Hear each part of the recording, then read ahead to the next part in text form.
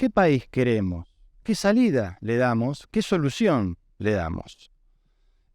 Por lo tanto, quien convoca es un movimiento llamado Movimiento Argentina 2050, del cual Vía Socialista es parte de este movimiento, y lo que hemos traído aquí a estas jornadas es también la posibilidad de discutir un programa de intervención, un programa para analizar cómo hacemos para salir de esta situación y cómo construimos otro tipo de Argentina. Lo cual nos lleva a preguntarnos, bueno, ¿quién tiene que ser el sujeto que lleve a cabo esos cambios?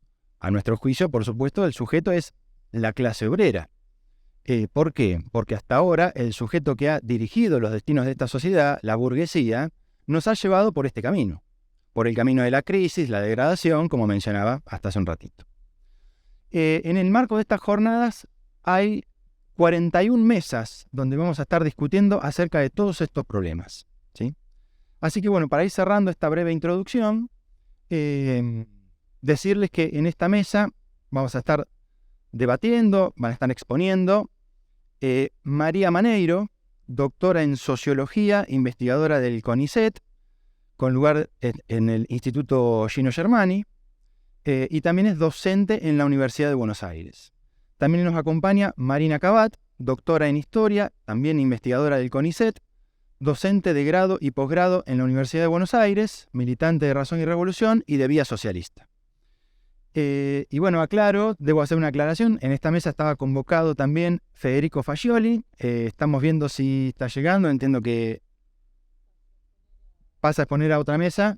Bien, pasa a exponer a otra mesa porque, bueno, él es diputado nacional, es integrante de la Confederación de Trabajadores de la Economía Popular, y bueno, tuvo una reunión en el Senado, por lo tanto, se le complicó su estadía en esta mesa, así que bueno, logramos que viniera a otra mesa.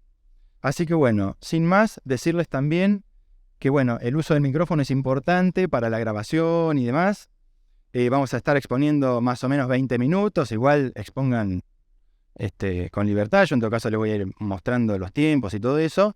Y también decirle al público aquí presente que es importante, bueno, vamos a estar subiendo todas las grabaciones de todas estas mesas a las redes sociales con el hashtag Argentina 2050, así que aquellos que tengan redes y estén allí pueden observarlo por esa vía. Así que bueno, doy lugar a las expositoras, arranca María y después continúa Marina. Bueno, muchas gracias por la invitación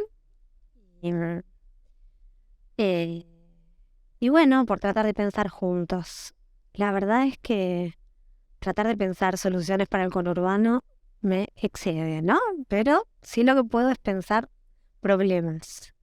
Y será una cuestión, ¿no? De pensar entre muchos cómo podemos resolver un tema tan complejo. El conurbano fue siempre, digamos, un objeto primado de la producción sociológica, de las ciencias sociales, una dificultad para el mundo político. Sin embargo, a pesar de que hay bastantes trabajos sobre el conurbano, sobre toda la región metropolitana, las universidades más importantes de nuestro país no le han dedicado disciplinas de manera, digamos, obligatoria o algo así. Eso es que, por ejemplo, un estudiante de sociología puede pasar toda su carrera sin problematizar las características del espacio y del tiempo en el que vive, digo, de manera más estrecha, ¿no? Es una cuestión como para que la pensemos juntos. La primera cuestión es, bueno, ¿qué es el conurbano? Las definiciones de conurbano son también objeto de controversia.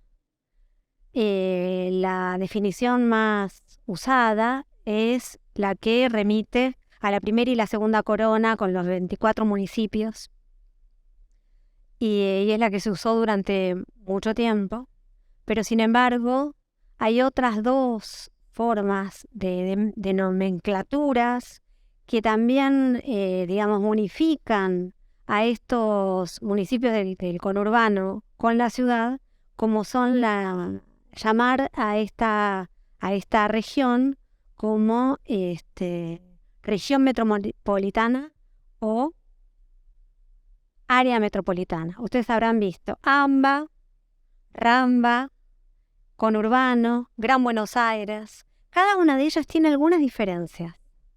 La principal diferencia entre hablar de conurbano o hablar de Gran Buenos Aires y hablar de región metropolitana o área metropolitana es que las segundas unifican como territorio en su conjunto la ciudad de Buenos Aires y los municipios, como un solo conglomerado habitacional, ¿no? Que solamente tiene una división formal en términos, digamos, de distribución de instituciones públicas y políticas de gestión, pero que sin embargo se corresponden por la unidad de vínculos laborales y de servicios a una sola unidad territorial.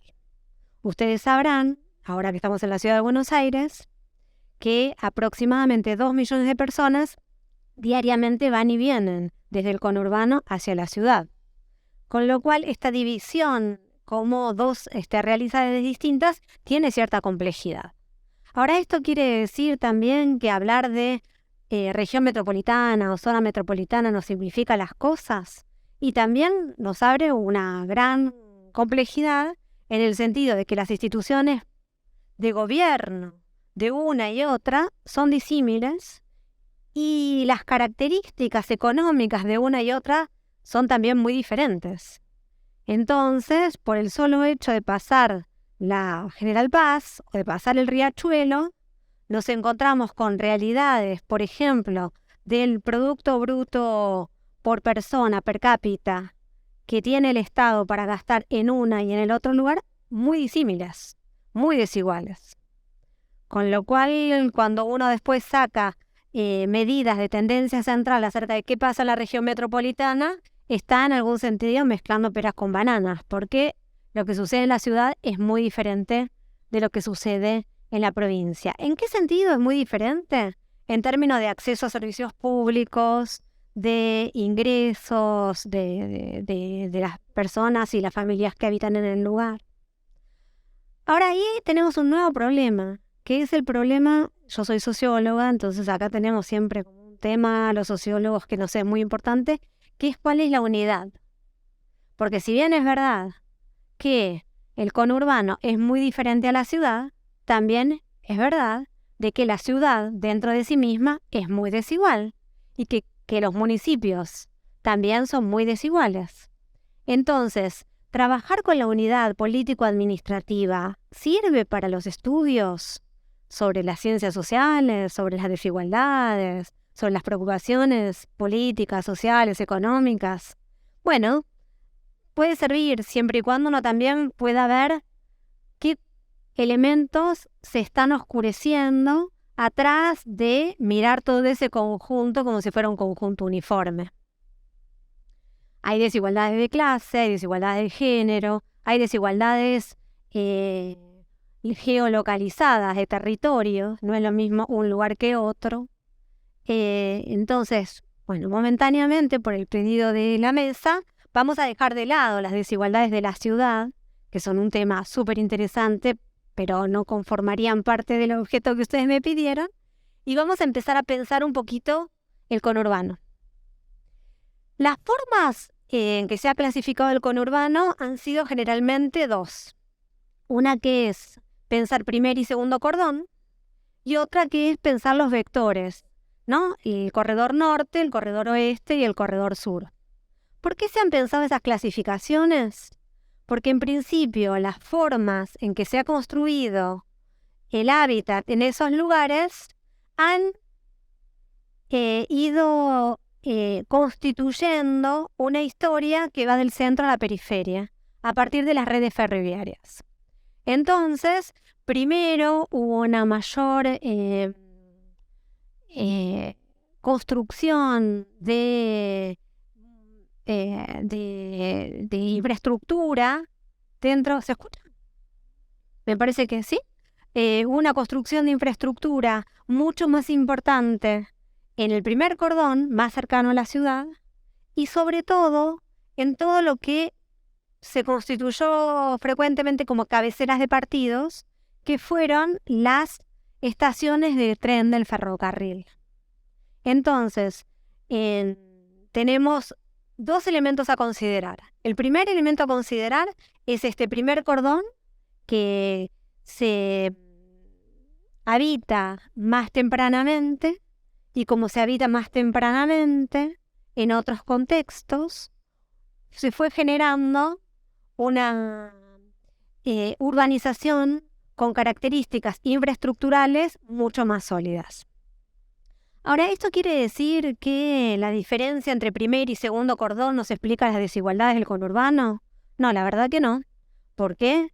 Porque las cabeceras de partido, también del segundo cordón, que estaban cercanas a las vías del ferrocarril, también tuvieron pequeños espacios con urbanizaciones más sólidas, con infraestructura más completa, en donde habitaron los trabajadores que fueron constituyendo carreras laborales con mayores certezas, mayores derechos y con salarios que pudieron constituir una carrera relativamente ascendente a lo largo del tiempo durante el siglo XX.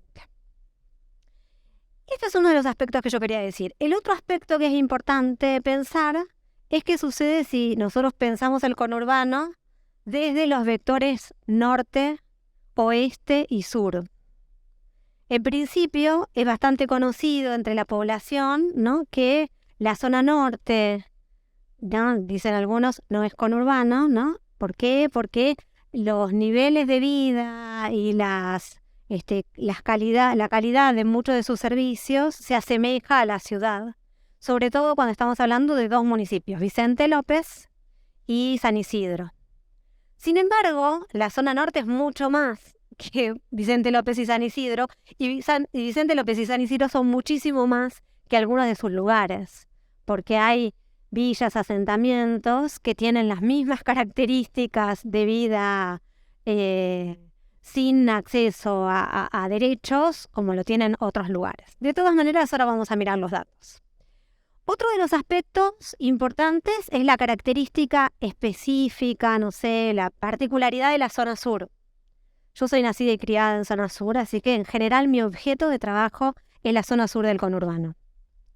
¿Cuál es la característica del conurbano zona sur? Es que en general se pobló a partir de una industrialización tradicional que provenía de los primeros momentos de industrialización, inclusive muchos de ellos previos al peronismo, a partir de la relación entre el modelo agroexportador y el modelo agroindustrial.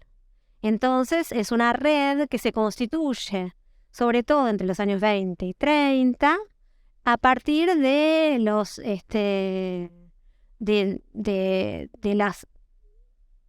los vínculos con este modelo agroexportador y sobre todo de la industria cárnica, de la industria de la carne. Esto nos lleva de nuevo a pensar, ¿nos sirven los 24 partidos? Porque acá teníamos una relación que unificaba el vínculo desde la ciudad de Buenos Aires hasta el Gran La Plata, por ejemplo, con los frigoríficos muy importantes de Berisso, ¿no? Entonces ahí de nuevo, ¿está bien? Digamos, ¿es correcto pensar como dos mundos totalmente separados, el exterior a estos 24 partidos? Cuando quienes hablan de región metropolitana hablan de 40 partidos y suman a La Plata, al Gran La Plata, a Berisso, Ensenada, un poco lo hacen para poder mirar de manera articulada y conjunta toda esta red. Y que es una red que no es solamente de los últimos años. Porque pensemos, por ejemplo, el caso de Swift, que ya teníamos este frigorífico muy a comienzos de siglo, en Berisso. Después el otro aspecto de relevancia es la zona oeste, ¿no? La zona oeste es una zona que construye, digamos, en los procesos de industrialización posteriores a los que estaba mencionando, sobre todo entre los 40 y los 60, su magnitud en términos demográficos y en términos sociales y económicos. a partir de lo que podemos conocer como, no sé, la característica, por ejemplo, de La Matanza, que es un municipio enorme que en sí mismo tiene más habitantes que muchas provincias argentinas. Y que además nos queda corta en relación a poder dividirlo en torno a primero, segundo cordón, tercer cordón, porque es tan largo que se extiende en todos los cordones. Con lo cual, bueno, tenemos algunas dificultades para pensarlo. Miremos un mapa. La primera filmina es un mapa del conurbano porque, bueno, claro, yo hablo como si todo el mundo tuviera el mapa del conurbano en la cabeza y por ahí todos no lo tienen en la cabeza. Hasta ahora lo que miré, no dije nada todavía, solo empecé a nombrar el conurbano. Bueno, como verán, les mencioné el eje norte, el eje oeste, sobre todo con La Matanza, que acá la tienen, ¿no? Que es tan grande, y el eje sur. Voy a seguir porque esta era solamente una introducción. ¿Qué es lo que yo quiero hablar? Yo lo que quiero hablarles es del conurbano en relación a sus desigualdades y voy a utilizar 2 unidades de análisis. ¿Qué pasa entre municipios y qué pasa adentro de los municipios? Después, cuando nosotros podamos hablar, probablemente, bueno, podamos seguir. Nosotros somos sociólogos, ¿no? Y construimos un índice de desigualdad. Este índice de desigualdad toma elementos sociourbanos, calidad de las viviendas, infraestructura, elementos educativos, acceso a mayores niveles de estudio y elementos socioeconómicos, ¿sí? Población ocupada y asalariamiento. Con estos 3, digamos, tipos de dimensiones construimos un índice. Y ese índice nos mostró que no todos los municipios del conurbano tienen las mismas características. Cuando vos mires, acá tienen entonces un cuadrante, ¿no? En donde acá tenemos el componente de estructura de servicios, ¿no? Por ejemplo, cloacas, electricidad, agua potable. Y acá tienen un componente sociohabitacional, características de las viviendas, más o menos sólidas, ¿sí? Con menor nivel o mayor nivel de hacinamiento, etc. Y lo que nosotros podemos ver es un poquito lo que ya sabemos, pero con más precisión, ¿no? Tenemos a Vicente López y San Isidro, quedaron medio raros allá, digamos, como los municipios que están mejor, mientras acá tenemos a Florencio Varela, que siempre está en el top bajo, ¿no? Bueno, Berazategui y Quilmes, en general la zona sur, como verán, está acá abajo, la zona norte en general está allá abajo, y la zona este es muy heterogénea entre sí. Ahora, este es un índice 2001 y el que viene va a ser el índice 2010. ¿Qué podemos mirar de esto? Digamos, es una de las cuestiones que tenemos que evaluar si queremos pensar qué cosas mejoraron o no mejoraron durante las décadas kirchneristas, ¿no?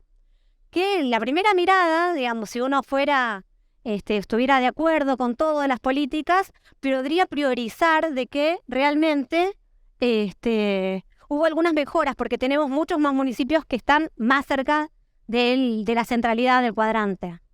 Si nosotros miramos, digamos, también desde otro punto de vista, lo que podemos ver es que muchos de los mismos municipios siguen estando en la periferia, digamos, en esta periferia en donde todavía le falta mucho. Con lo cual, bueno, es una cuestión para ver, después yo puedo precisar mejor qué mejoró, qué no mejoró, en qué aspectos sí mejoró, por qué algunos aspectos no pudieron mejorar que nos hacen pensar esto para los años subsiguientes, ¿no? Porque hay un cuello de botella en relación a las posibles mejorías pensadas desde este punto de vista, etcétera, etcétera. Pero sin embargo, sí lo que podemos decir es que algunos elementos sí mejoraron y que el cuello de botella es absolutamente imposible de resolver si no es con otro tipo de medidas, ¿no? Digo, las dos cosas me parecen importantes. Ahora vamos a tratar de mirar, sigo con la siguiente, un mapa en donde ustedes pueden ver una especie de semáforo. 2001 es este. Lo que acá estamos haciendo es mostrar las desigualdades, ya no a nivel de los municipios, sino a nivel de todo el territorio. ¿Y qué es lo que nosotros podemos ver? Lo que está marcado en verde son los radios censales en donde viven personas que tienen mejores niveles de vida, ¿no? Y que podrían cumplir con los requisitos mínimos de bienestar para poder vivir. Como ustedes ven, en línea punteada tenemos la red de ferrocarril, con lo cual es muy notorio cómo hay una relación que les contaba al principio entre estaciones de ferrocarril, cabeceras de partido y mejores mejores condiciones de vida. Ahora, lo que ustedes también pueden ver es que después tenemos una periferia de color amarilla, ¿no? Que en algunos aspectos tiene bienestar y en otros no, y que en general está muy al ladito de la verde, y lo que tenemos son periferias muy lejanas en términos generales, pero no solamente rojas con niveles bajos de calidad de vida.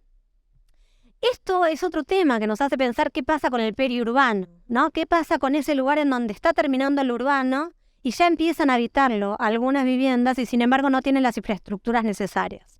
Vamos a mirar la siguiente filmina. Lo que podemos ver es post-kirchnerismo mejoraron. Las áreas verdes y las áreas amarillas se redujeron. Es muy importante esto. ¿Por qué se redujeron las áreas amarillas y aumentaron las áreas verdes?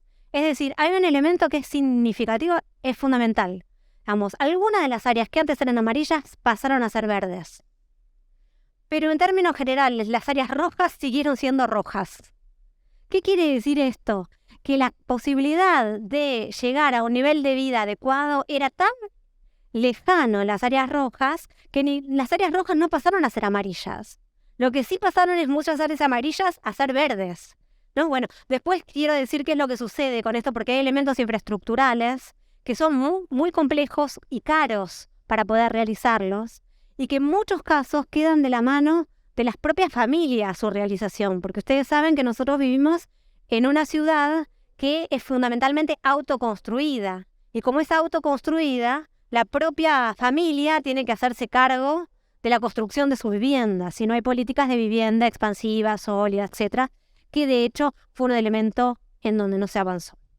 Bueno, para terminar con esto, porque esto era solamente una introducción, acá lo que tenemos es en términos numéricos, que si a cuánto remite todo esto. Bueno, me interesa solamente una cosita. Lo que me interesa es que ustedes puedan ver, bueno, que en el clúster 1, que sería el verde, había un 22% de la población, en el 2 un 29% en el 2001 y en el 3 casi la mitad de la población. Sabemos de cualquier manera que el 2001 fue una de las crisis más importantes del país, con lo cual todo el mundo estaba, con dificultades muy severas. Entonces, cuando todo lo medimos con el 2001, todo parece muy bueno, ¿no? Siempre hay que tener mucho cuidado con las escalas de medición. Ahora, cuando nosotros vemos los clústeres de 2020, lo que vemos es que aproximadamente tenemos 3/3. Y lo que disminuyó, que ya se los conté un poquito, fue la importancia del clúster del medio. Eso que nos habla, que hay una pobreza muy estructural que no logra ascender. Ahora, ¿qué quiero hablar? Voy a como cerrar un poquito esta parte de números, si querés sacarlo, porque ya no voy a hacer. ¿De qué vive entonces toda esta gente? Que en los momentos peores forma parte del casi el 50% de la población, y en los momentos mejores, ¿no? Encomillado, mejores, ¿no? Recién estaba empezando, habíamos pasado recién la crisis del campo, todavía, el cuello de botella económico que se veía con el proceso de financiamiento por retenciones no había tenido el impacto que tuvo en momentos posteriores. En momentos, mejores, sin embargo, tenemos más de 1/3 de la población que vive por fuera de las condiciones mínimas necesarias para sobrevivir. ¿Qué es lo que hace? En términos generales, lo que hace es construirse formas de vida, itinerarios de vida sin ningún acompañamiento y de provisión de derechos de parte del Estado, o muy mínimos. ¿Qué quiere decir muy mínimos? Bueno, son aquellos que realizan todas sus actividades a partir de un trío, ¿no? Que es el trío changas, asistencia y reproducción de la vida a partir de instituciones intermedias. Mi tema de trabajo fundamentalmente es esto, ¿no? De cómo sobreviven. Hay un texto de una antropóloga yanqui que fue a vivir mucho tiempo a las favelas, que se preguntaba en los 60 de qué viven los marginales. Mi tema es un poco de qué viven toda esta población, que es más de 1/3 de la población, y cuáles son sus actividades de la vida cotidiana. Bueno, lo dejaremos para después. Algunos de ustedes sabrán, qué es todo lo que es la discusión, acerca de la economía popular, las formas de vida, de reproducción de la vida por fuera de las instituciones salariales, de derechos, etc. Ahora, sí, lo que me parece que es importante es que en la historia argentina la provisión de derechos fue solo tardía y precariamente garantizada por el Estado. Siempre fueron las instituciones sociales, gremiales y públicas, las instituciones sociales, gremiales y localizadas las que gestionaron, las que presionaron y las que lucharon por la defensa de sus derechos. Esto es así inclusive en momentos muy previos, cuando lo hicieron los sindicatos, inclusive con sus corporativismos más segmentados y demás, y esto es así con lo que nosotros conocemos como la sociedad de fomento. Ahora me pregunto, ¿cuáles son las instituciones hoy que se están formando? Ya que nosotros sabemos que tenemos un Estado, a mí me gusta la idea del Estado miope, ¿no? Tenemos un Estado miope que solamente resuelve problemas en la medida en que haya una sociedad civil organizada, o grupos sociales organizados que presionan por determinados derechos. Bueno, ¿tenemos en este momento algún correlato de lo que fueron las sociedades de fomento en ese momento? ¿Tenemos algún correlato de lo que fueron los sindicatos que posibilitaron la organización de los derechos de los trabajadores para todas estas poblaciones que quedan por fuera de las redes salariales y quedan por fuera de las provisiones infraestructurales? ¿Cuáles son las organizaciones que van a poder proveer de estos derechos a estas poblaciones? ¿Las hemos formado? ¿Las hemos pensado? Bueno, algunos de nosotros estamos investigando en este momento, por ejemplo, las organizaciones de mujeres que crean su propio trabajo en India. Bueno, ¿nos sirven para pensar esto? ¿No nos sirven? ¿En qué se asemejan y en qué no? ¿Han logrado avanzar en torno a sus derechos o no? ¿Se han solamente burocratizado o institucionalizado? ¿O han logrado con esto instituir nuevos elementos que fortalezcan niveles de vida diferentes? Bueno, esto lo dejo para que lo conversemos juntos. Me quedó súper corto el tiempo, pero muchísimas gracias. Gracias, María. Muy interesante tus aportes. Disculpa que querías. Prosigo yo. Muchos de los datos y de las inquietudes que presentaste tienen que ver con el corazón de muchas cosas que nosotros venimos pensando, quienes estamos trabajando, articulando en torno a vida socialista y algunos de los problemas que queríamos poner a discusión. Incluso no solo ahora en la mesa de conurbano, sino en el conjunto de mesas en las cuales vamos a estar dialogando y debatiendo distintos problemas.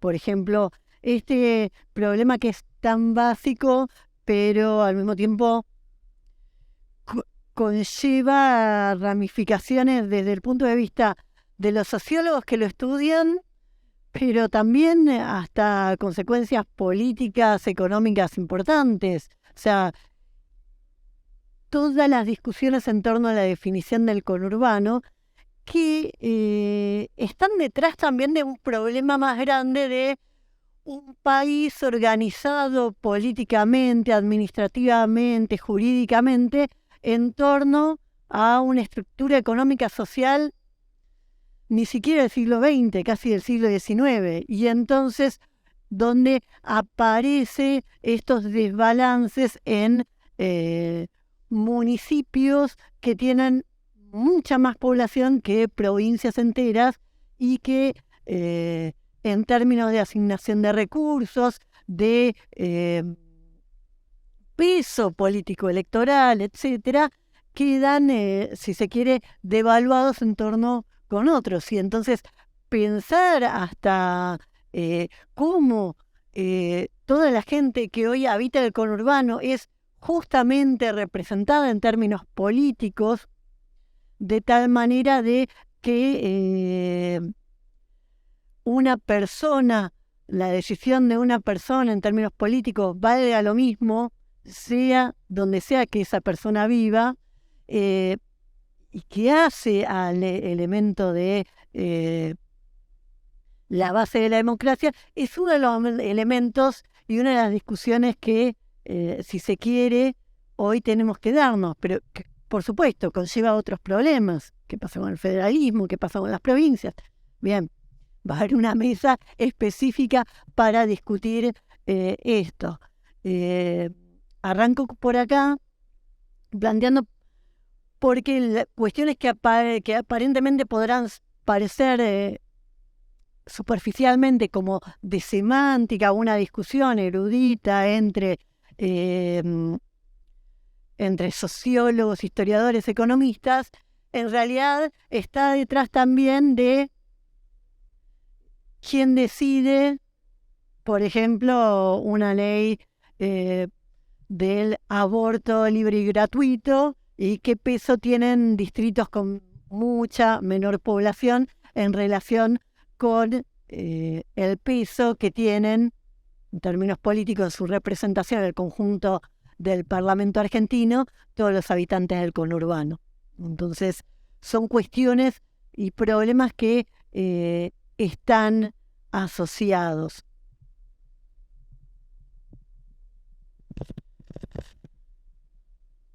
Yo decía, el conurbano resume, calculo que por eso aparecieron todos estos problemas esbozados en la intervención de María, que es muy rica y que estaba escuchando atentamente. Calculo que si el tiempo fue tirano, todavía tendremos tiempo a partir de la participación, de la intervención de las preguntas para una segunda vuelta y que pueda explayarse más. Aparecen todo un conjunto de problemas que en el fondo resumen los problemas del país. En el conurbano vive hoy 1/4 de la población nacional y condensa los problemas que tiene hoy nuestro país. Condensa, los resume, los sintetiza, todos los problemas que tenemos centrales en el país: educación, vivienda, desempleo, aparecen condensados y exacerbados en el conurbano. Si nos ponemos a mirar estadísticas en el conurbano, y eso que normalmente cuando se buscan estadísticas de conurbano se recorda los 24 distritos, esto de la vieja definición, más ligado a lo administrativo, estos 24 distritos van a aparecer en todos los aspectos con índices peores que los del promedio del país.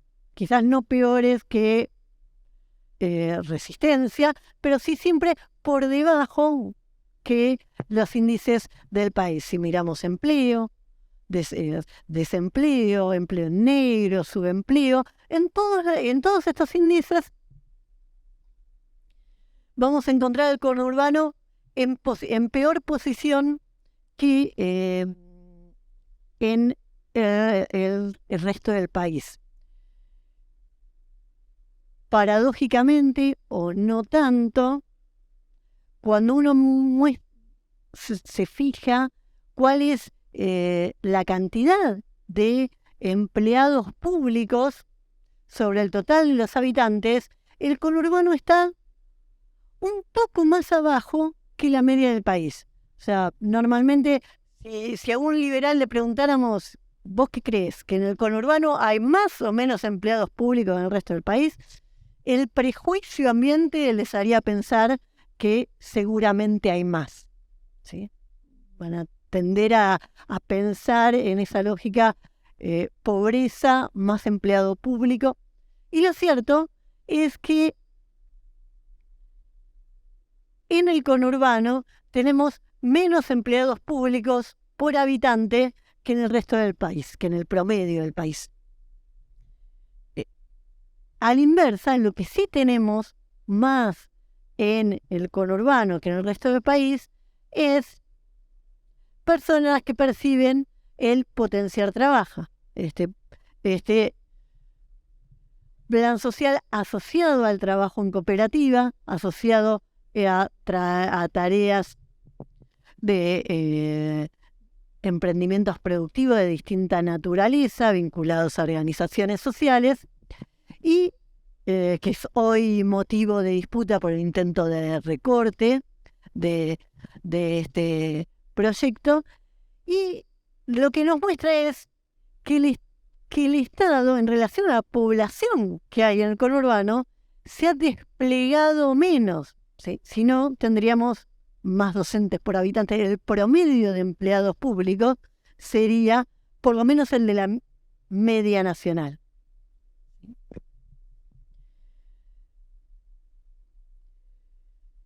Entonces, tenemos los problemas de empleo más acuciantes, un menor peso del empleo público y la condensación de todos los problemas sociales que aparecen en el resto del país, que o se manifiestan de forma más aguda o más temprano.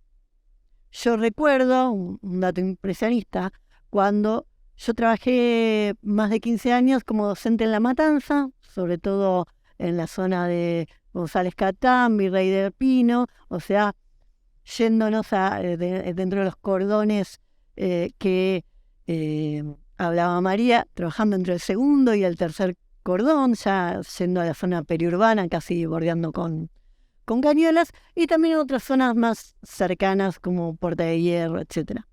Y en ese momento, hace 25 años, me llamó la atención una experiencia cercana, si se quiere, al choque cultural de alguna manera, al choque que ahora aparece en esta película que se estrenó hace poco, El Suplente, de quien saliendo de un mundo más, el de la universidad, de la UBA, va a dar clases a el último cordón, a las zonas más marginales de La Matanza, que es donde podía conseguir trabajo alguien que todavía ni siquiera se había graduado en una carrera.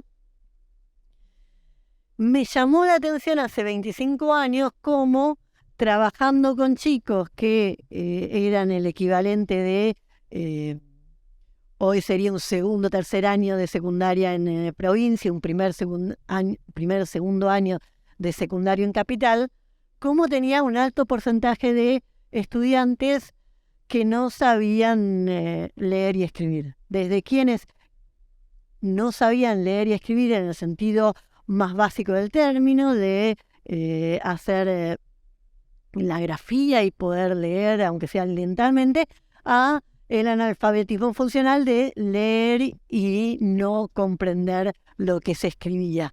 Y el choque de, bueno, no voy a enseñar historia, bueno, voy a empezar enseñando a comprender texto, o voy a tener que trabajar con alguna bibliotecaria, con alguien que tenga formación más cercana al maestro de grado para poder trabajar los rudimentos de la lectura y escritura antes de avanzar sobre cualquier otro contenido.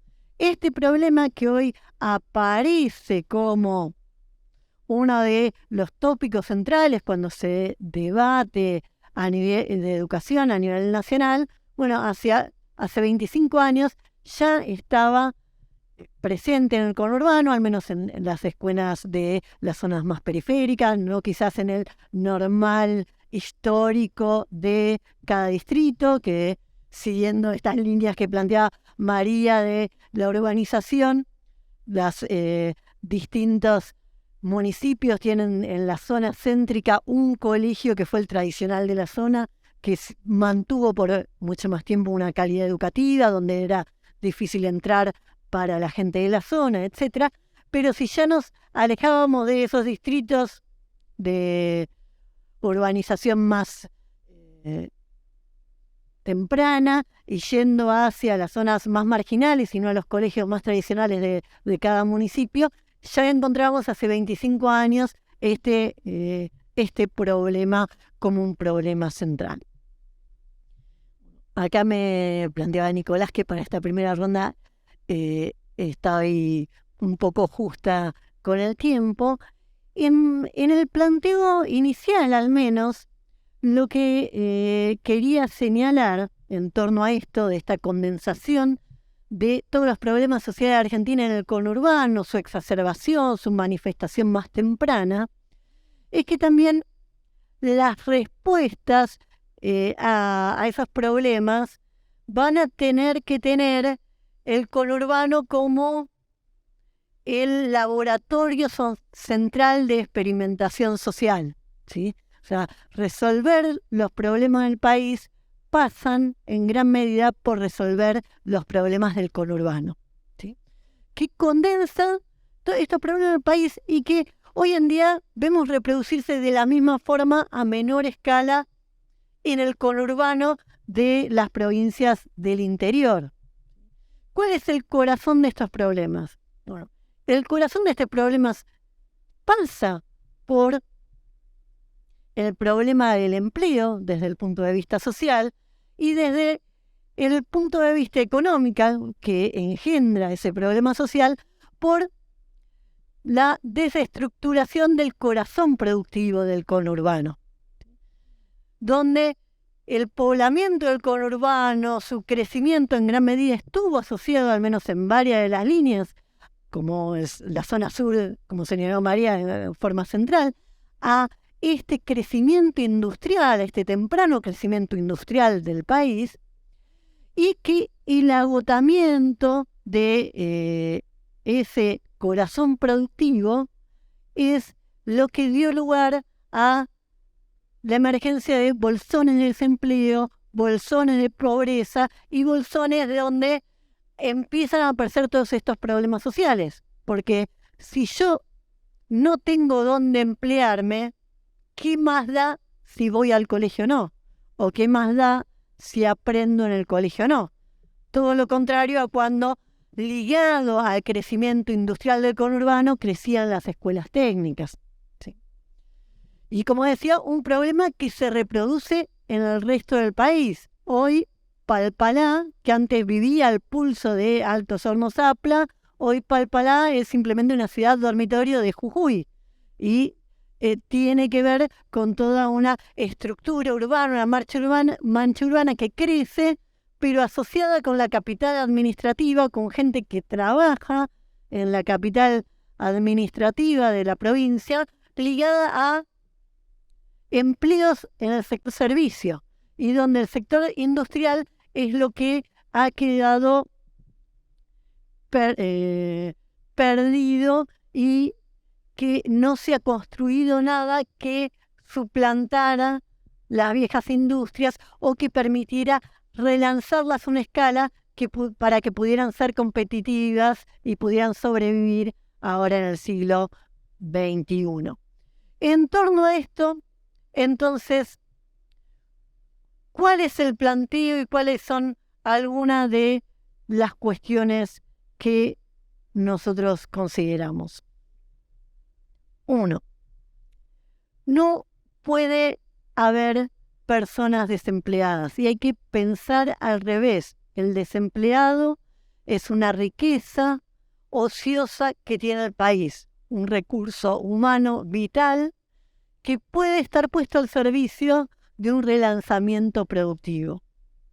Por eso nosotros estamos trabajando. Nicolás Villanova está en una mesa de desempleo en los próximos días y se va a explayar sobre esto con mucho detalle en las cifras, planteando incluso de dónde sale la plata para esto, pero creemos que están las condiciones para un plan de desempleo cero, y donde todo desempleado o toda persona que hoy vive de algún tipo de plan o proyecto productivo al estilo del Potenciar Trabaja, pasa a ser empleado del Estado bajo convenio, en blanco, con los salarios de convenio del Estado, y emplearse en empleos productivos que el mismo Estado desarrolle. María hablaba de un Estado miope. Nosotros a veces hablamos de un Estado bobo, un Estado que junta recursos y los pone al servicio de la burguesía.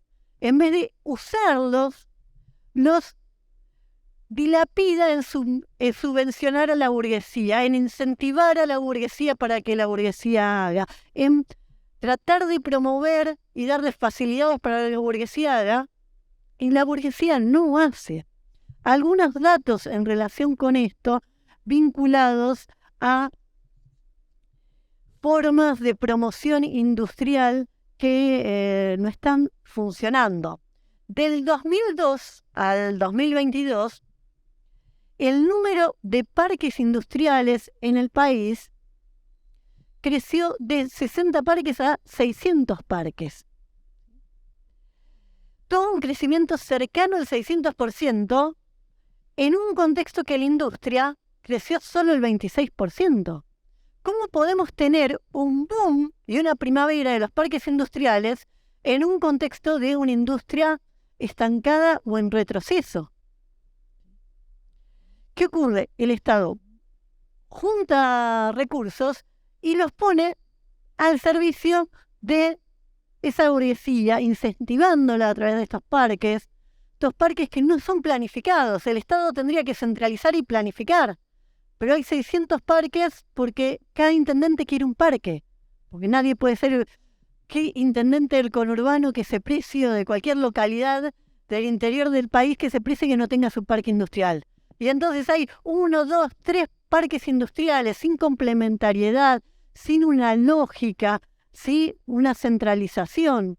Algunos de ellos son una cáscara vacía, son un negocio solo para la empresa privada, la empresa que con la plata del Estado construyó el parque, porque el parque no tiene después ni un empleado, queda completamente improductivo, ¿sí? Hay más de 70 parques sin un empleado.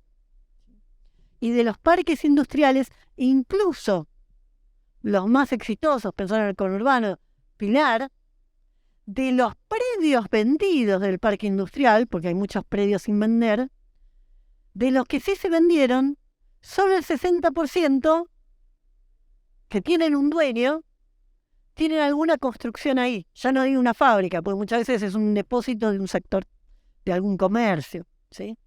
Entonces ahí a veces se hablaba de agricultura absentista y tenés un industrial absentista que tiene subsidios del Estado para desarrollar una industria que luego no desarrolla. Entonces, es el Estado el que esos recursos tiene que concentrarlos y poner a desarrollar emprendimientos productivos que por su escala sean competitivos, sean eficientes y logren impulsar lo que nosotros creemos que debe ser un renacimiento del conurbano, un renacimiento que tiene que estar ligado a un desarrollo productivo y a un desarrollo productivo cuidado, porque hay que recuperar el Riachuelo, hay que recuperar el balneario de Quilmes, etc. Y eso es una industria que está o desarrollada por el Estado o fuertemente monitoreada por el Estado, porque el hábitat del conurbano y las condiciones de vida de los habitantes del conurbano son tremendamente importantes. Cierro acá por ahora, así abrimos a intervenciones. Bueno, muchas gracias.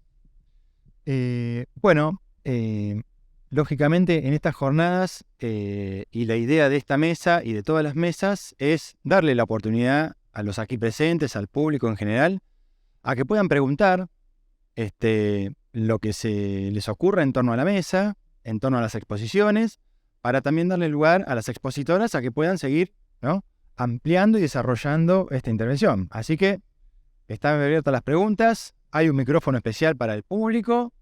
Sí, mi pregunta es, ¿qué peso le damos en estos problemas del conurbano a la urbanización? Porque yo he notado, estando en el conurbano, que por lo general son casas de un solo piso, por ahí mucho terreno, una sola casa. ¿No sería una posibilidad para mejorar estos problemas estructurales tratar de construir quizá algún superbloque de 4 o 5 pisos de toda la cuadra y que eso, al tener más concentración poblacional, permita acceso a transporte público y a servicios un poco más sencillos, un poco más fácil de acceder?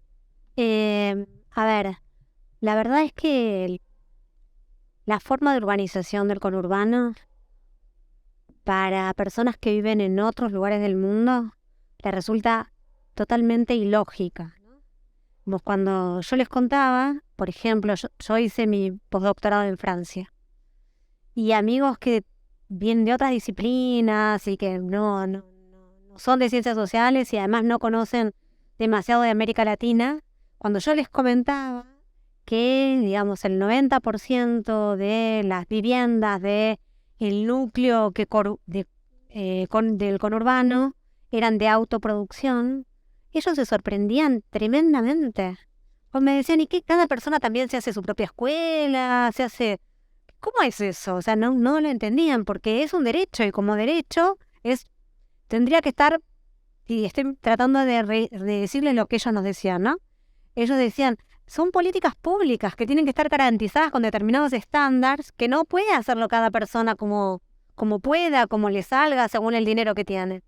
Entonces, bueno, esta cuestión, ¿no?, de naturalizar la autoproducción como la única forma de producción de la vivienda es un elemento importante. Ahora, también nosotros, estando en Argentina, conociendo las características del Estado, ¿no?, de un Estado que hace mucho tiempo que se caracteriza por ser digamos, un eslabón más de procesos de enriquecimiento privados, tampoco, digamos, tenemos tanta fe en que si fuera una política pública funcionara de manera totalmente adecuada, ¿no? Digamos, habría que pensar mecanismos en donde uno pudiera pensar de qué forma se pueden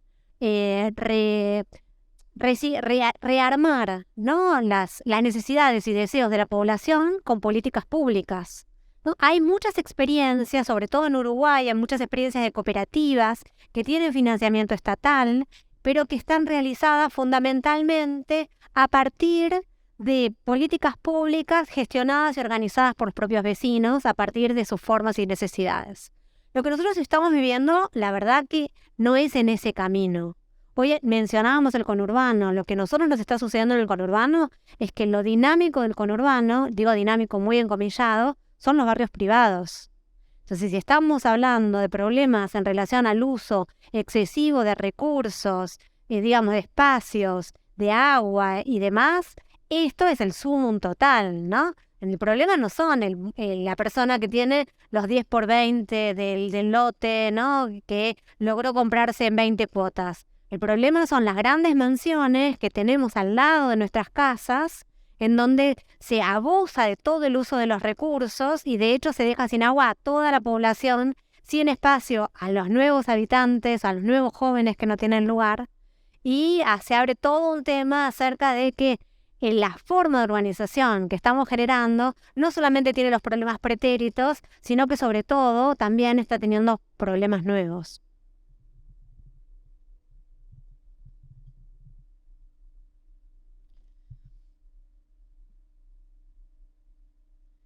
Hoy el problema de la vivienda es uno de los problemas centrales que vivimos. Un problema a nivel de conurbano, pero es un problema a nivel nacional que en localidades o provincias donde antes era inimaginable que la falta de vivienda podía ser un problema, y esta idea de, bueno, hay un problema de vivienda porque están todos en Buenos Aires. Hoy el problema de la vivienda se ha nacionalizado y afecta a todas las provincias donde hoy por hoy hay déficit de vivienda propia, hay déficit de vivienda para alquilar. Por eso el fenómeno de las tomas y los asentamientos precarios ha llegado a más lugares y muchas veces sucede, como en el momento de la toma del Indoamericano, que estaba en la toma del Indoamericano, pero uno veía todo el país y, como suele pasar en todas oleadas de lucha, había una oleada de tomas en el conjunto del país asociado a el problema de la vivienda y la forma en que se había expandido. Entonces, obviamente, un problema tan grande puede tener muchas... uno puede tener una solución grande o puede tener muchas soluciones pequeñas o parciales adaptadas a distintos lugares. Pero la magnitud del problema de la vivienda hoy requiere alguna forma de respuesta centralizada, a mi entender. Hay que pensar también cómo la historia de la política de la vivienda y cómo los problemas de la vivienda en un principio se fueron solucionando en una forma más bien autogestiva, ¿sí? Y esto está muy relacionado con la historia del conurbano, o sea, los problemas de la vivienda que podía haber en la década del 20 y el 30 se fueron solucionando a medida que las líneas de transporte se ampliaron hacia el conurbano con la compra del terrenito y la edificación. Esa fue tradicionalmente la forma de resolución del problema de la vivienda en un primer momento en el país. Si uno piensa en la década del 40 y del 50, es un momento donde el problema de la vivienda tiende a ir resolviéndose, pero por esta vía. Se crea nuevos déficits con procesos migratorios y recién en la década del 60 el problema de las villamiserias, el problema de la vivienda es encarado de otra manera, con grandes planes de urbanización y vivienda.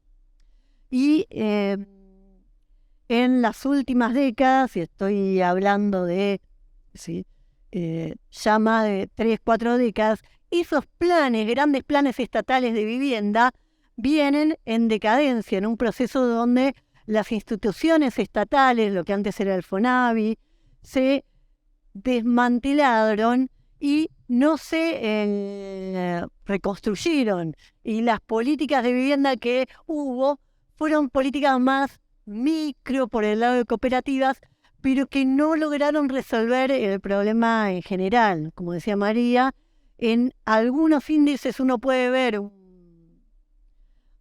algunas mejoras parciales del kirchnerismo en algunos aspectos, pero no en el de viviendas. Pensemos que en la construcción estatal de viviendas en la década del 90, que no fue una década récord en esto, había un promedio de 39.000 viviendas construidas por el Estado por año. El kirchnerismo, en su primer tramo de gobierno, o sea, hasta el recambio con Macri, tenía 38.000 viviendas construidas por año en su mejor momento por el Estado. Entonces, no se recupera ni siquiera los niveles del menemismo ahí. Sí es verdad que se terceriza en otros sectores, pero se pierde esta escala, esta planificación urbanística que puede dar los proyectos del Estado.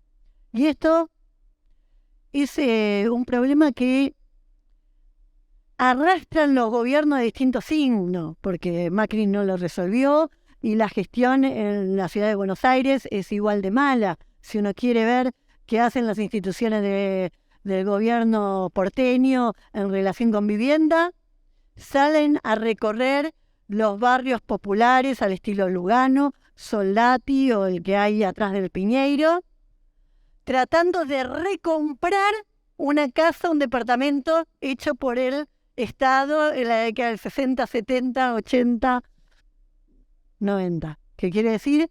El Estado ya no fabrica más casas, pero compra a sus viejos propietarios las casas que el Estado compró en el 60, 70 para tener una vivienda para darle a una persona discapacitada en situación de calle, a un caso hiper excepcional, que finalmente se le otorga una vivienda, que sortea toda la burocracia y logra acceder a una vivienda. Entonces, tan malo es la política de construcción de vivienda. En ese sentido, un problema de esta naturaleza puede tener distintas soluciones. Yo personalmente creo que el corazón del problema de la vivienda, lo cual no excluye otras iniciativas, pero que el corazón del problema de la vivienda tiene que ser tomado en manos del Estado y tiene que implicar una reasignación de recursos del Estado y repensar el espacio urbano. Hoy en día hay grandes terrenos del Estado, por ejemplo, dedicados al ejército, que en algún momento eran zonas marginales, pero que hoy quedaron completamente rodeadas por el ejido urbano y que hoy no tiene sentido que allí en San Miguel esté Campo de Mayo, ¿sí? Que tengamos ahí 5.000 hectáreas urbanizables desperdiciadas, ¿sí? Lo mismo podemos decir de las 140 hectáreas de el Palomar. Entonces, tenemos que pensar en la relocalización de espacios, así como que tenemos que pensar en la relocalización del Siam, se no puede estar allí en Catán, ¿sí? Entonces, una sociedad que ha cambiado, un tejido urbano que se ha modificado, nos exige pensar una reestructuración de todo ese espacio urbano, del conurbano, y ver cómo podemos utilizar estos grandes espacios. Y ahí tiene que estar la mano del Estado, y no como un Estado bobo que le subsidia y que en el medio del subsidio o que subcontrata y esa plata del Estado va a parar a la empresa contratista que va a llenarse de dinero, va a hacer obras que no van a tener la calidad necesaria, porque muchas veces yo estoy defendiendo los grandes planes de vivienda, pero sabemos que algunos de ellos han sido deficitarios. Hoy los vecinos de Lugano luchan todavía porque no quieren escriturar a veces los departamentos, porque por las fallas de los edificios no podrían mantenerlo, y mientras que no lo escrituren es responsabilidad en parte del Estado que los construyó y que tiene en parte la garantía. Entonces, tiene que haber una participación de los mismos vecinos en el planeamiento, en el control, en el monitoreo de estos proyectos. Y no tiene que, ese negocio de la construcción no tiene que quedar en manos privadas, ¿sí? Tiene que ser el mismo Estado el que lo lleve a cabo y que sea una de las vías del empleo genuino que uno puede pensar si imagina, si proyecta un plan de desempleo cero. Bueno, muy bien. Seguimos abriendo preguntas, reflexiones del público. ¿Alguien? A ver. ¿Alguien quiere alguna pregunta? ¿Quiere hacer alguna pregunta? Así sale también en el video.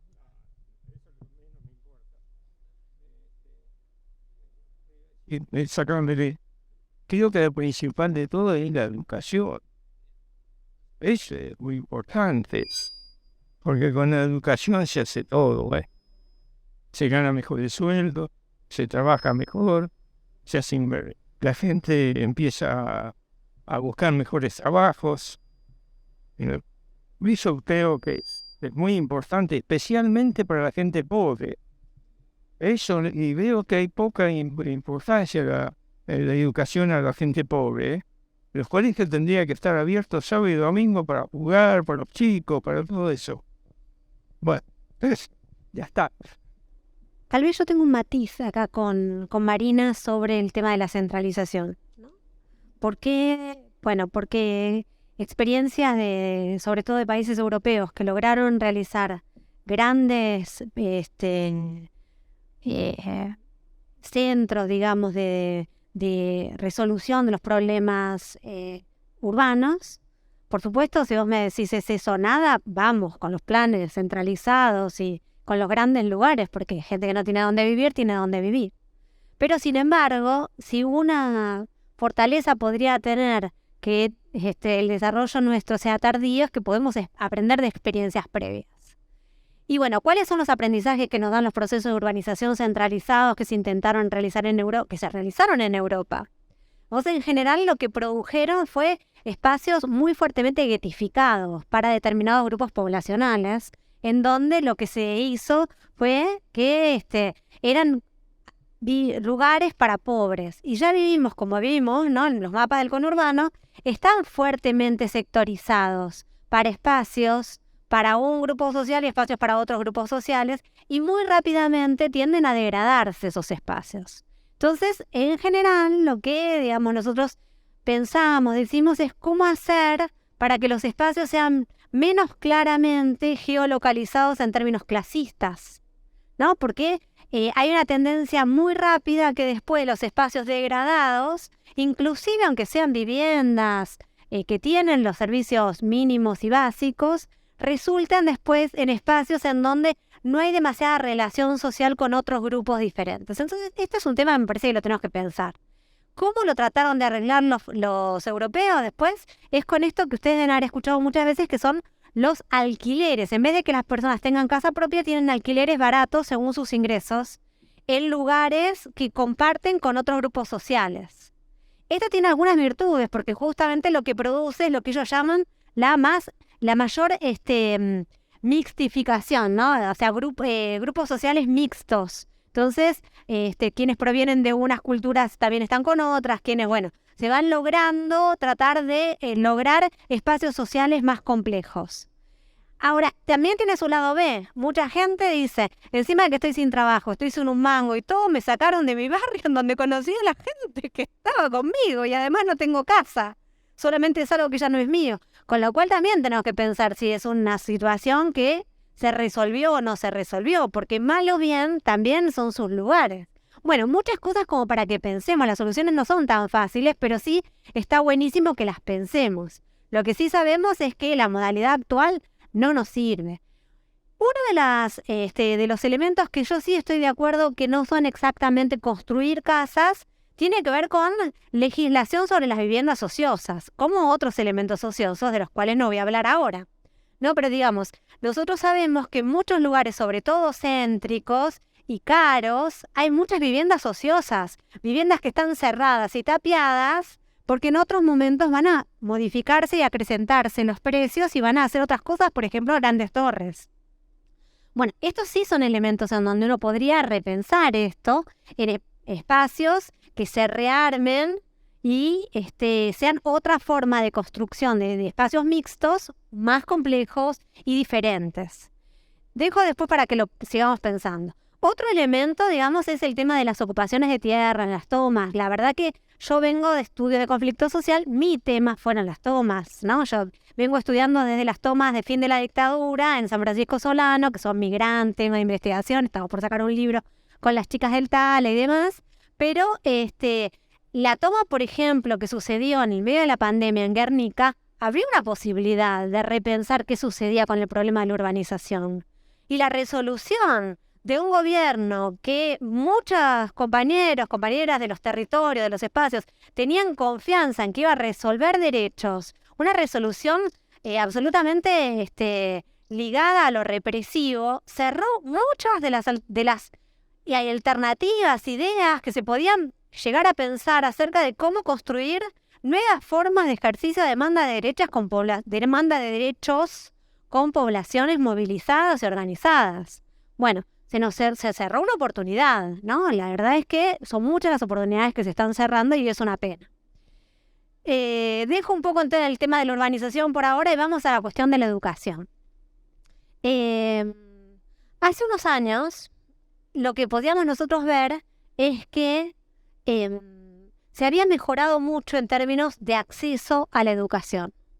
Sí, sobre todo, yo trabajé también en escuelas alrededor de la crisis del 2000, 2001, cuando debe haber trabajado ella, y la verdad que era dificilísimo trabajar en una escuela. ¿Por qué? Porque los chicos iban muy poco, los chicos no comían, los chicos no tenían cuadernos, no tenían libros. Bueno, la verdad es que si nosotros vamos a pensar, cuando yo les digo los índices, uno de los índices que mejoró en el conurbano en la primera década del 2000 fue el índice de acceso escolar y finalización escolar.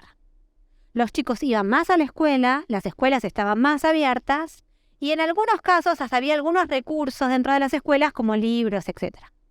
Ahora, ¿esto quiere decir que yo creo que se había mejorado todo en la educación? No, para nada. La calidad escolar claramente en los últimos años se segmentó, así como decimos hay zonas de pobres y hay zonas de ricos, bueno, hay escuelas de pobres, hay escuelas de ricos, y el porcentaje poblacional, inclusive de personas que tienen muy bajos recursos y asisten a escuelas privadas, es enorme, inclusive en el conurbano.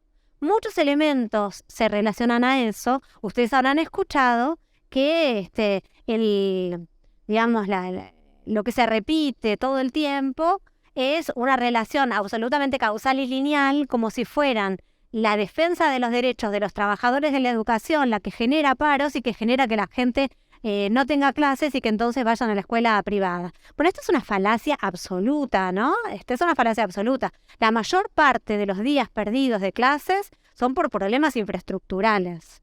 No hay agua, hay problemas en relación a la provisión de calefacción, hay problemas de todo tipo. Y en lugares en donde tenemos problemas de todo tipo, la educación se vuelve muy compleja.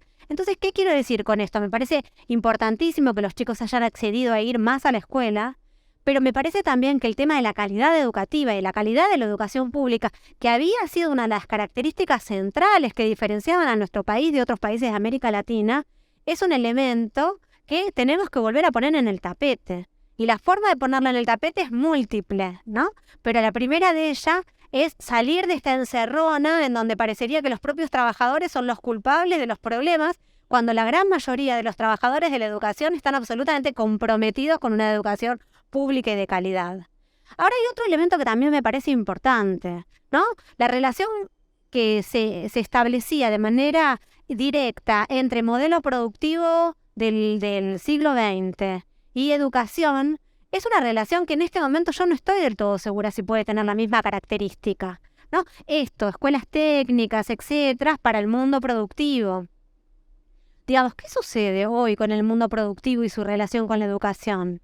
A mí esto me abre toda otra gama de interrogantes, ¿no? O toda otra gama de interrogantes, que también me abre toda esa gama de interrogantes cuando ustedes hablan de los modelos productivos ahora, ¿no?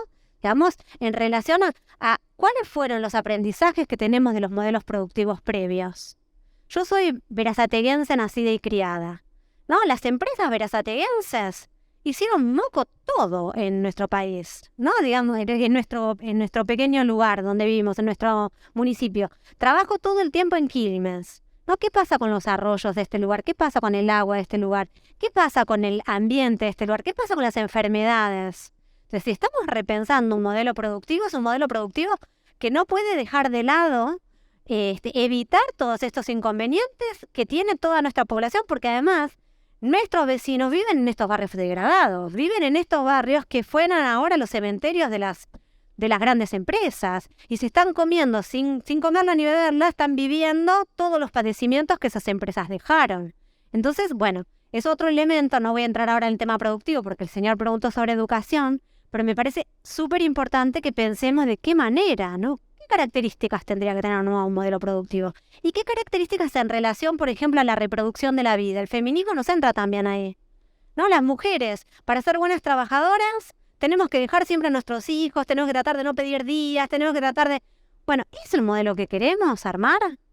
En este sentido, algunas de las compañías que trabajan en cooperativas de la economía popular, a mí me enseñaron muchísimas cosas. Porque yo todo el tiempo decía, bueno, tenemos que verlo, porque así no vamos a poder competir con otros. Y me dijeron, yo no quiero competir con nadie, quiero poder trabajar y criar a mis hijos.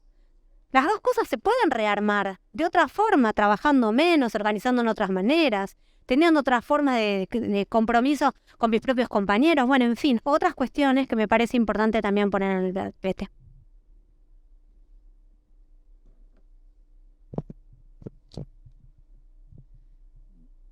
Dijimos al principio que hablar del conurbano resumía los problemas del país. Y bueno, acá estamos discutiendo todos los problemas del país de alguna manera en estos puntos.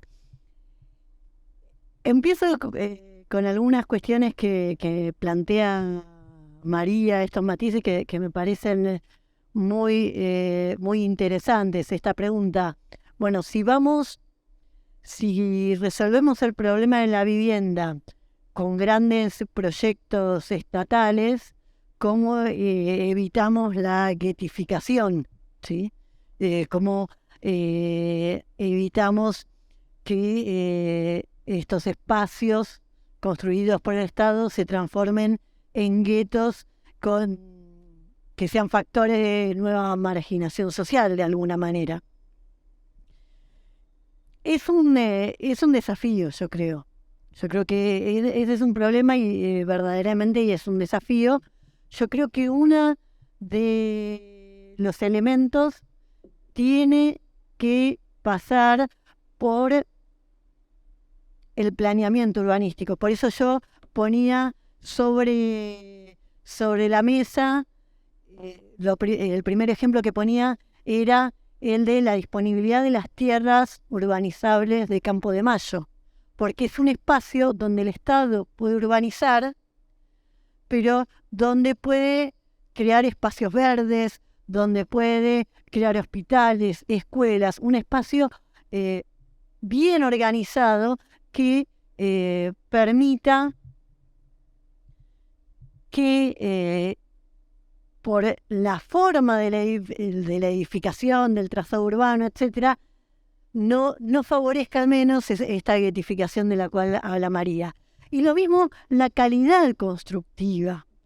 Recuerdo hace un tiempo, con Nicolás lo estudiaba más él que yo dirigía en parte, guiaba esa investigación, una investigación sobre vivienda y las políticas públicas de vivienda a lo largo de los años. Yo tengo el vicio del historiador, entonces siempre, pobre Nico que viene de sociología, siempre dije, pero fíjate qué pasó en los 40 y en los 50 y en los 60, para comparar, para ver si se puede hacer de otra manera. Y una de las cosas que aparecía y que algunas organizaciones vinculadas a organizaciones sociales, vinculadas a proyectos de construcción de vivienda, venían denunciando es cómo con la década se fue achicando los metros cuadrados de las construcciones de los edificios públicos. ¿Sí? De tal manera que edificios que están construidos donde Nico, que mide más de 1,80 m, apenas puede entrar, por la altura, los techos tan bajos, la forma de construcción de la vivienda, son espacios ya pensados para condiciones de vida degradadas, que no respetan los metros cuadrados, las aberturas, etcétera, mínimos razonables para que sean habitados en forma cómoda por una familia. ¿Sí? Y en ese sentido también recordaba en parte la posibilidad de que las viviendas sean alquiladas y no dadas en propiedad. Es una posibilidad que uno siempre puede contemplar. Es un problema porque siempre a veces es un elemento de presión del gobierno de turno. Para mí siempre la vieja política del Partido Laborista en Inglaterra era un modelo, y si ven un film de Ken Loach en 1945, hay unas entrevistas a los... yo adoro Ken Loach, así que siempre para mí es un ejemplo para todo algún film de él, pero hay unas entrevistas a gente del Partido Laborista que participó en los primeros proyectos de construcción de viviendas que no se dieron en propiedad, sino en alquiler vitalicio a las personas, y de tal manera que no pasaran a ser parte después de compraventa inmobiliaria, el negocio inmobiliario. Y el cuidado en el diseño de ese plan de vivienda para que los distintos espacios que iba a necesitar una familia, para la higiene y la salubridad, una serie de cosas que yo creo que obviamente no son las mismas viviendas que uno quisiera construir hoy, siglo XXI, pero ese espíritu es el que uno tendría que recuperar, que vivienda construida por el Estado no sea sinónimo de vivienda de mala calidad, de una vivienda que el obrero que accedió a ella no quiere escriturarla porque si no tiene que pagar una millonada en arreglar un ascensor de mala calidad que había puesto la constructora en ese edificio y que no puede hacerse cargo de los problemas estructurales que tienen edificios como los que hay en Lugano. Entonces, la calidad de la construcción es central y para mí ahí el Estado en vez de una empresa privada suma, y el diseño del espacio urbano y ir hacia los grandes espacios y que nos permitan no solo construir viviendas, sino construir un medio ambiente amigable para las personas que viven allí. Y en ese sentido se estuvo hablando un poco de, decía María, me parece muy pertinente, como hoy a nivel de construcción lo más dinámico en el conurbano son los countries. No me quería olvidar de agregar que dentro de cualquier política de vivienda tenemos que hacer cumplir las herramientas que hoy tenemos. Pensemos en un gobierno progresista que llega, una coalición progresista que llega al gobierno. Lo primero que va a tener a mano no es las medidas más drásticas de una revolución social, pero al menos cumplir inmediatamente la ley vigente y las herramientas que hoy tenemos. Y está la ley 449 de acceso justo al hábitat, que indica que todos estos barrios cerrados que hoy están proliferando en el conurbano tienen que dar al Estado, ceder un 10%, el equivalente de 10% de la superficie que ocupan en tierra urbanizable o su equivalente en dinero. Bueno, esto el Estado lo tiene que exigir, lo tiene que hacer cumplir y sobre esos recursos desarrollar nuevos planes de vivienda, ¿sí? Eso me parece a mí que tiene que ser el corazón de esa política. De todas formas, hay mucho espacio para discutir matices. Va a haber una mesa de vivienda, así que va a haber gente más capacitada que yo discutiendo estas alternativas y otras que se pueden llegar a encontrar, ¿sí? Y en cuanto a la educación, yo creo que sí es un problema central que sí está ligado a un desarrollo productivo, porque si vos no tenés un por qué y un para qué estudiar, es difícil que haya una disciplina de estudio, de asistencia, una voluntad y un compromiso con eso. Ahora, el modelo productivo es algo que tenemos que discutir. Primero, tenemos que apuntar a usar nuestras capacidades, todos los recursos humanos que tenemos, nuestro sistema científico, universitario, apostar a desarrollar sectores que requieran más del cerebro que de las manos, que podamos tener más graduados universitarios y que tengan trabajo en la Argentina en distintos elementos, creación de software, etc. Hay que ir pensando todas esas cosas. Y por otro lado, en el sector industrial más tradicional, nosotros creemos que el rol del Estado ahí es central. Yo hablaba de parques industriales con algunos datos generales, pero dándole la razón en este punto a María, pero al mismo tiempo buscando una alternativa que no nos haga abandonar la industria a raíz de lo que la industria privada nos dejó en la Argentina. ¿Qué es lo que se puede hacer? Y hay un ejemplo que yo tengo en mente, la de el parque industrial curtidor que se está haciendo en Lanús, que es una iniciativa buena con matices, ¿sí? Con matices que tienen que ver que para mí el Estado tiene que tener otro rol. ¿Por qué no se puede sanear hoy el riachuelo? Y porque no podés limpiar algo que se sigue ensuciando día a día. Entonces, si se siguen tirando residuos sin tratamiento al riachuelo, no hay operación de limpieza que valga. Es tirar el dinero si se está ensuciando por otro lado de ese mismo río. Hay muchas fuentes de contaminación a nivel de industria, la mayor es la industria curtiembre. En función de eso se ha buscado una solución. ¿Qué pasa? Nuestra industria pyme privada, ninguna de ellas puede sostener el costo de lo que es el tratamiento de efluentes. En otros países tampoco muchas veces las podían sostener y tuvieron que concentrarse varias industrias, como hicieron en Japón, para entre varias industrias, un distrito industrial y pagar la planta de tratamiento de efluentes. Acá se piensa atacar el problema relocalizando industrias en un parque industrial curtidor en Lanús, que ya está a medio construir.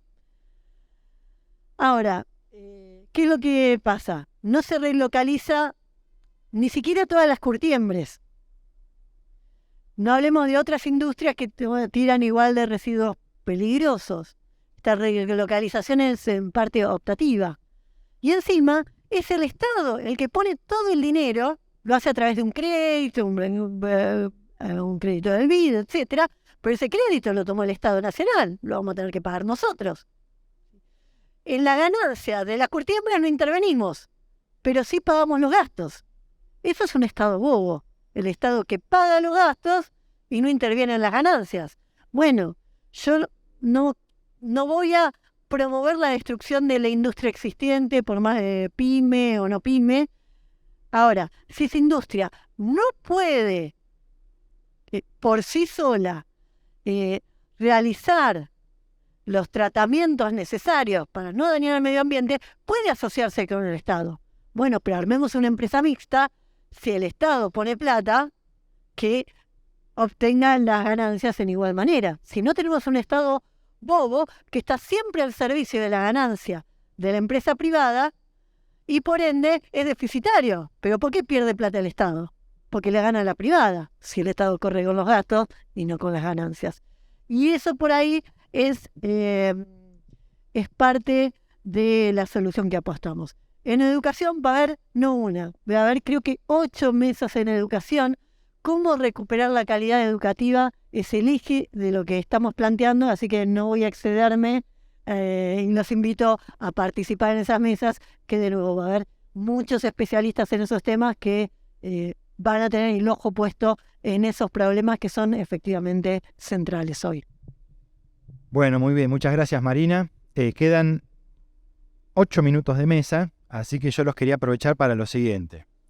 En primer lugar, decirles que el domingo vamos a, de alguna manera, hacer una segunda parte de esta mesa, así que convocamos a todos los aquí presentes a la mesa que se llama El Conurbano Diagnósticos y Propuestas. Así que vamos a seguir discutiendo sobre estos temas, además de las mesas que ya dijo Marina acerca de la vivienda, acerca de los problemas del desempleo, pero también de qué recursos usar para la Argentina que queremos construir, qué modelo productivo construir, y así hay, 40 mesas. ¿Qué educación tenemos? Entonces, 40 mesas dedicadas a todo esto.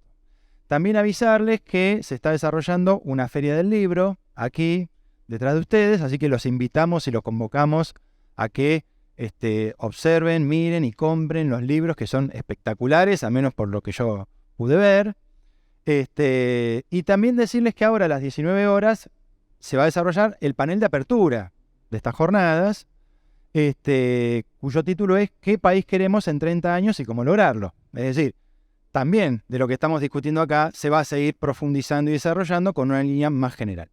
Así que si a ustedes les parece, les doy unos minutitos para que hagan un redondeo, un cierre, una pregunta. Tomá, con el micrófono. Y aprovechamos, 2 preguntas y hacemos un cierre, ¿sí? Bueno, le quería preguntar a María sobre el tema, si en la investigación que usted realizó constataron el tema de la planificación urbana y si las personas que habitaban en tales lugares tenían algún inconveniente con trasladarse a otros partidos. Porque recuerdo que en el comienzo hiciste una pregunta, ¿por qué está repartido así el Gran Buenos Aires? Bueno, ¿habría inconvenientes de que una persona que vive, supongamos, en Lanús se traslade a San Miguel? ¿O habría un inconveniente? O sea, uno no sabe. Entonces, en la investigación, si es que se realizó esas preguntas, podrías ayudar a despejar esa duda. Sí, mi pregunta es, para las dos expositoras es, ¿qué potencialidades productivas tiene o tendría el conurbano, teniendo en cuenta lo que mencionaron de esta población semiocupada o desocupada, y qué rol tendrían los movimientos sociales o experiencias de, por ejemplo, como cooperativa de producción en esas potencialidades. Los datos en donde se mostraba la desigualdad, viste, los mapas están hechos con censos, ¿no? Entonces lo que nosotros hacemos es tomar todos los datos de los censos y poder sacar estos datos, porque sería imposible para nosotros como equipo de investigación hacer un censo en todo el conurbano. Entonces, nosotros no tenemos los datos de toda esa población acerca de qué pensarían para relocalizarse. Sí es verdad de que nosotros, que ya tenemos 20 trabajos de campo en 4 municipios, tenemos algunas preguntas de un trabajo más cualitativo, en donde hablamos con las personas, les hacemos entrevistas sobre su historia, les preguntamos si se mudarían. En términos generales, nosotros siempre trabajamos barrios muy pobres, en general con todo el estigma de barrios violentos y demás. Entonces, suele aparecer en mitades población que se quiere mudar o no se quiere mudar. Las que se quieren mudar es por esta cuestión, ¿no? Del temor que tienen por llegar a sus barrios y que les pueda pasar algo, por sus hijos, porque no hay escuelas de calidad. Y en segundo término, el otro motivo que aparece es el problema de la movilidad, es decir, que tardan demasiado tiempo en transportarse. Eso sucede sobre todo en los barrios más periféricos. Entonces, nosotros recién, ahora por primera vez este año que terminó, hicimos trabajo en un barrio que queda muy cerquita de la ciudad, que es en Villa Itatí, que queda a 3 cuadras de la estación de Don Bosco. Entonces, en realidad es la primera vez que estamos en un barrio céntrico, entre comillas, digamos, ¿no? Las personas que viven en este barrio céntrico valorizan muy fuertemente vivir en un barrio céntrico y no se irían a un lugar lejano. Ahora, nosotros podríamos decir, es muy difícil poderle preguntar a alguien que se vaya a otro lado con el sistema de transportes que tenemos. Bueno, no sé si entre tantas mesas que ustedes tienen, uno de los problemas súper importantes es ver el sistema de transportes. Sistema de transportes públicos es una cuestión central para poder revisar el conurbano. Porque quienes viven, por ejemplo, en los barrios periféricos más nuevos, tardan entre 3 horas para llegar a sus trabajos en el centro de la ciudad. No, y tienen realmente que cambiar 3-4 veces de transportes. Entonces, digamos, en la medida en que no se armen corredores que faciliten y que transformen de manera absolutamente, central las vías de transporte, la calidad del transporte, la frecuencia del transporte, el transporte nocturno. Por ejemplo, los trenes funcionan solamente hasta las 10 de la noche. Derecho al ocio jamás, es solamente algo para los trabajadores, ¿no? Digamos, nunca más puedes volver. Bueno, eso me queda para otro lugar. Otro elemento es el que decía el compañero acá sobre la cuestión de las cooperativas, los movimientos sociales. Hasta hace un ratito estaba por acá de Llenaro, ahí está. Uno de los aspectos que se puso en discusión desde hace 40 años en Argentina es la relación entre trabajadores, gremializados, que tengan derechos, etcétera, y otro tipo de habitantes de la ciudad y trabajadores que no tienen derecho. Una de las virtudes que ha tenido la impronta de la CTA es haber incluido dentro de sus movimientos y con su especificidad a trabajadores que no tenían derechos. Luego de eso ha habido muchas otras tentativas. Las tentativas actuales son más de recentrar nuevamente dentro de una CGT clásica. Pero ¿cuál es la relación entre los movimientos de trabajadores que no tienen derechos y los trabajadores con derechos? El modelo clásico, corporativo, segmentado, burocratizado, centralizado, ¿es el modelo que nosotros queremos? ¿O la apuesta más democrática, más amplia, en donde se piensa el trabajador no solamente como un ser que es un recurso humano, sino como un ser en su conjunto, que vive y no solamente produce, sino se reproduce, todo el trabajo reproductivo que las feministas tanto nos ayudaron a pensar? ¿No tiene que formar parte de modalidades de organización, de formas de relación con los sindicatos o con las organizaciones de defensa de derechos? Bueno, son cuestiones, yo las recontra trabajo, me súper interesan, pero hoy seguramente no las puedo seguir diciendo. Muchas gracias. Bueno, muchas gracias por todos tus aportes y por eso yo voy a dar una breve respuesta a tu pregunta. ¿Cuál es la base para un relanzamiento productivo? Hay que pensar que hoy por hoy la industria argentina, y concentrada esta, sobre todo en el conurbano, tiene una gran capacidad ociosa instalada, ¿sí? Una capacidad que está instalada y que no se usa. Que en el contexto, la forma en que se la ha tratado de relanzar hasta ahora no ha sido posible, porque por las ineficiencias de nuestra industria, que tiene cierto atraso tecnológico y muy baja escala, entonces por ende muy baja productividad. Un ejemplo es la industria del calzado que yo conozco bien. Ahora, si siguiendo el modelo de empresa mixta, reubicamos esas industrias en un parque industrial, buscamos la forma de desarrollar una alianza Estado-Pymes, ¿sí? Donde el Estado ponga capital, las pymes ponen capital y tienen acciones cada uno en función de lo que han puesto, y elevamos entonces la escala, podemos relanzar esa industria.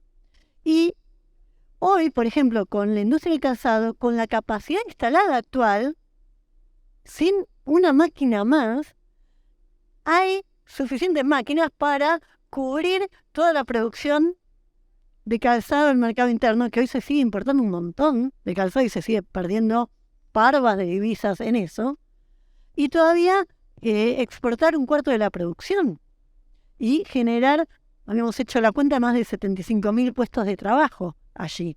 Entonces, ahí hay una posibilidad a través de la empresa mixta. Y en relación con las cooperativas, con las organizaciones sociales, acá seguro tenemos un debate. Yo creo que no hay que sobreestimarlas y no hay que romantizarlas.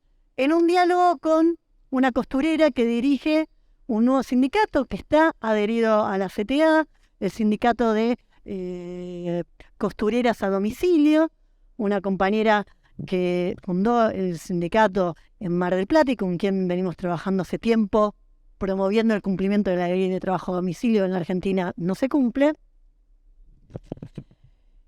Con esta compañera, en una charla que le invitamos a hablar sobre las condiciones de las trabajadoras en la industria de la confección, sean las que trabajan por su cuenta, como las que trabajan en cooperativas. Ella formaba parte de distintas experiencias en ese sentido y participa de otros núcleos organizativos como que nuclean trabajadores informales.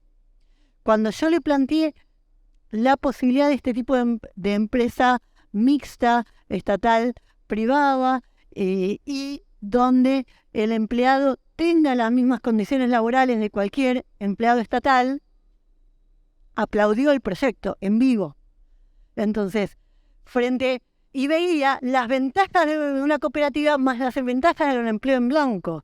Y introduciendo la variable de las necesidades de reproducción de la vida social y las necesidades que las compañeras tienen para compatibilizar la vida laboral y la vida familiar, eso tiene que estar contemplado en estos espacios, y tenemos que ir hacia convenios laborales que amplíen la licencia de maternidad, las distintas formas de licencia por cuidado, y que alguien pueda tener un trabajo con todos los derechos de un trabajo en blanco y que pueda cubrir en determinados momentos las necesidades de reproducción de su familia. Y yo creo que eso juntaría lo mejor de ambos mundos, ¿sí?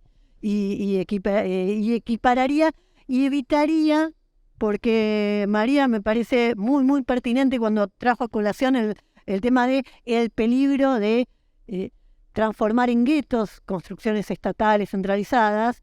Y para mí el mundo de las cooperativas y los movimientos sociales librados a esta dinámica propia tienen el peligro, por más de que les vayamos sumando derechos y otras cosas, de profundizar la fractura que hoy hay en la clase obrera, de la que está en blanco, la que está en negro, la que está en el sector privado, en el sector estatal, en movimientos sociales, y yo creo que hay que apuntar a reconstituir la unidad de la clase obrera buscando los mayores beneficios que la clase obrera argentina ha conseguido en cada uno de estos sectores. Nos queda para otro día, es una polémica inmensa. Gracias. Bueno, cerramos con un aplauso, sin más palabras, y agradecemos por supuesto a María y a Marina por las exposiciones enriquecedoras. Muchas gracias.